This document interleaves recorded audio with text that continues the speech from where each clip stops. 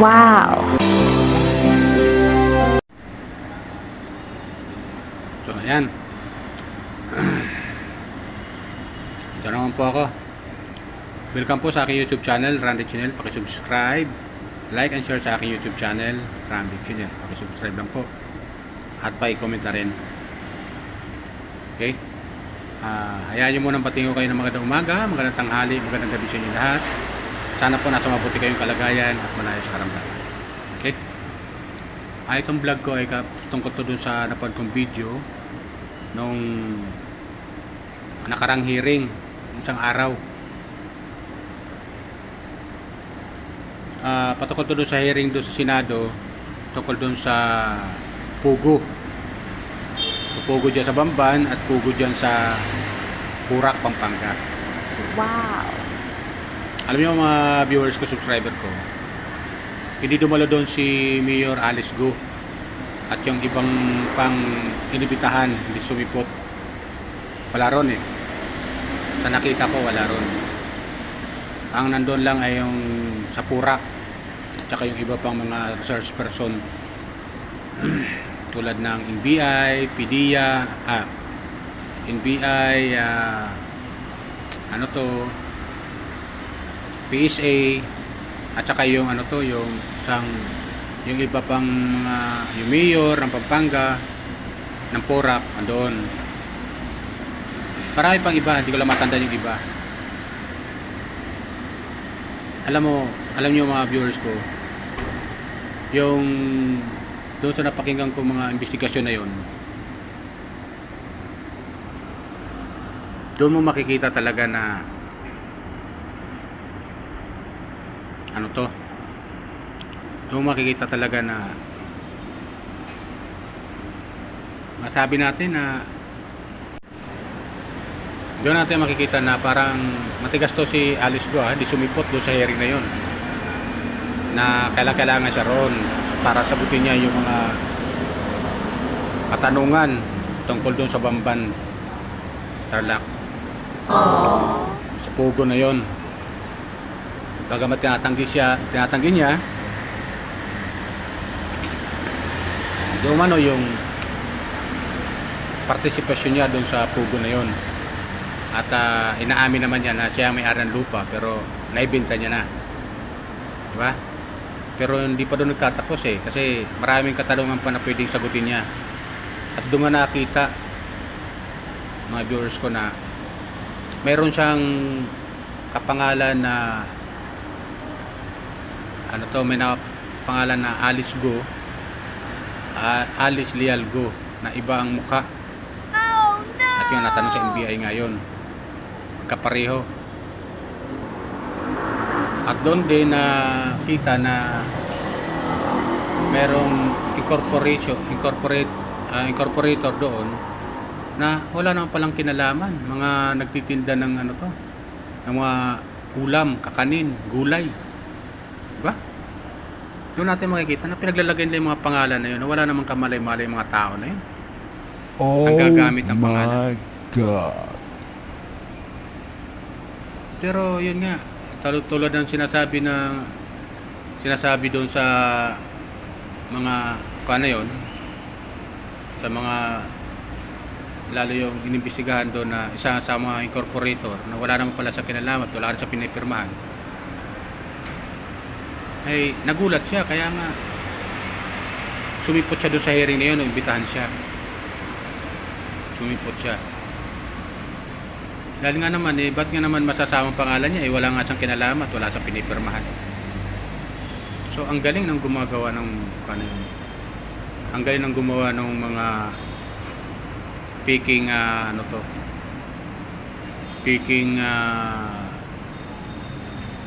document, faking document na pinasa nila doon sa para maging kapanipaniwala yung Pugo operator doon. Pag-ooperate ang Pugo na yun, na natuklasan na may mga torture, human trafficking. Grabe, laganap na talaga dyan, Pampanga. Kung di pa nagkaroon ng raid, di pa natin malalaman. Diba? Mga viewers ko. Hindi pa natin malalaman na ganun. Pero, yun nga, punta naman tayo sa Pampanga, sa Porac. Andiyan na naman, pugo na naman. At tinatanong kung sino may-ari ng lupa. Tinanong Senator Lito Lapid na sino may-ari ng lupa na yon. Ayon sa mayor, yung group company, sibling, ang may-ari. Ayoko tama ang pagkakarinig ko kasi medyo mukhang yung ano ko pandinig ko mahina di umano na group company di umano, sabi ng mayor at sabi rin ng engineer. Kasi ayo kay Senator Lito Lapid, may vlogger na idinidikdik yung pangalan niya talaga ron na wala naman siyang kinalaman doon. Ayo kay Senator Lito Lapid. Ba? Kaya sa akin, ang nakikita kong conclusion dyan, pag napatunayan na yung mga dayuhan ang may-ari ng lupa na yon at nabili nila yon, nakikita ko dyan, bawiin ng gobyerno yon. 46 building nandoon, nakatayo sa 10 hektarya na yon sa Porac, Pampanga. 46 building.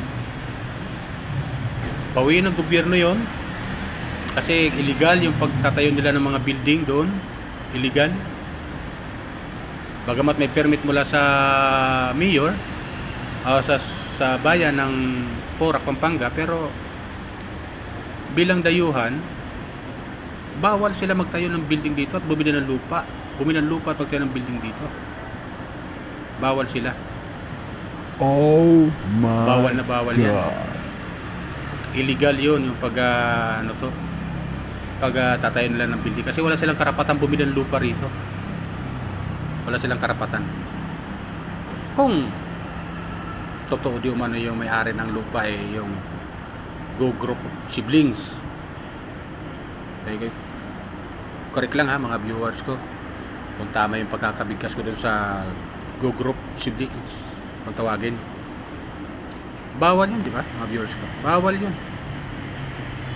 Hindi pinapahintulutan ng ating batas na ang dayuhan ay makabili ng lupa dito sa ating bansa at tayuan nila ng mga building. Pero pagtataka ko, bakit ngayon lang nila na-discover yan? Ang tagal nagtayuan ng mga building yan, dapat nagtanong-tanong sila, nagtataka sila, kanino building yan, kanino lupain yan? What? Maaaring may kasabot talaga dyan sila hindi pa pwedeng pagtayo niya kung walang kasabot yan Posible naman. Tayo pa. Ginagawa naman tayong tanga ng mga doon mga kasabwat niyan What? Hindi pa pahintulutan yan kung walang kasabwat yan. May kasabwat dyan. Unang-una yung makabili ka lang ng lupa na hindi ka taga rito sa bansa natin. Bawal na bawal yun.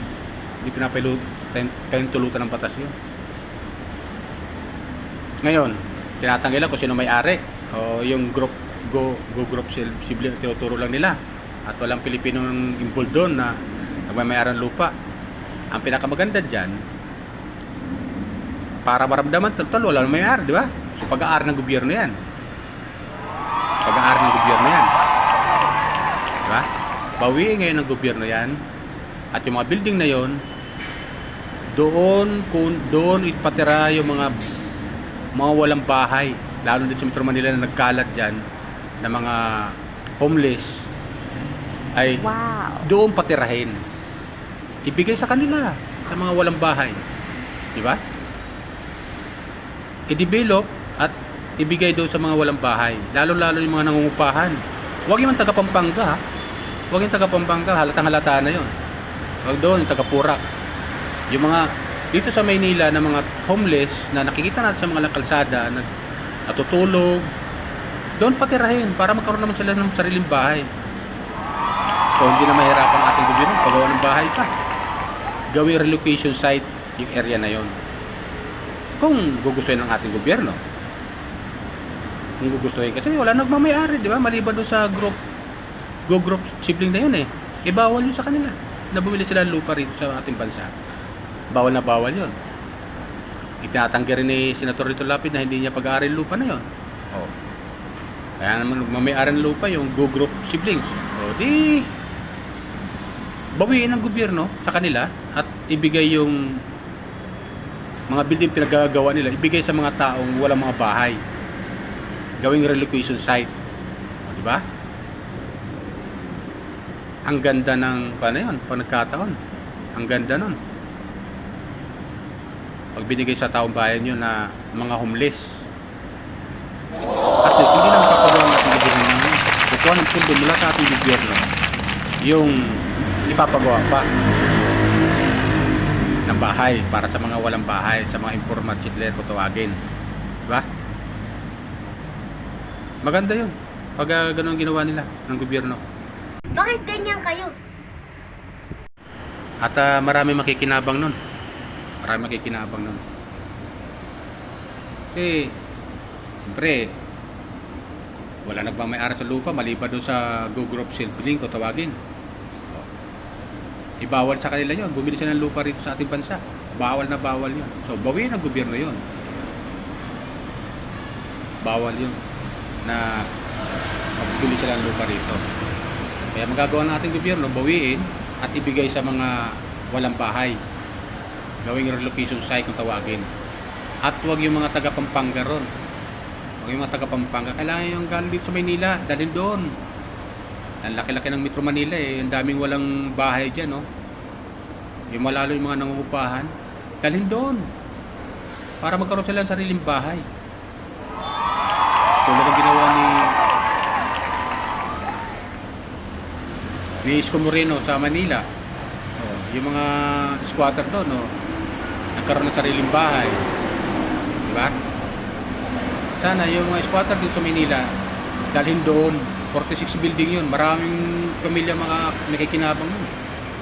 Pag ginawa yun ng ating gobyerno, isaayos lang ibigay sa mga nararapat na walang mga bahay para pakinabangan naman yung building na yun. Diba? Wow! Para pakinabangan.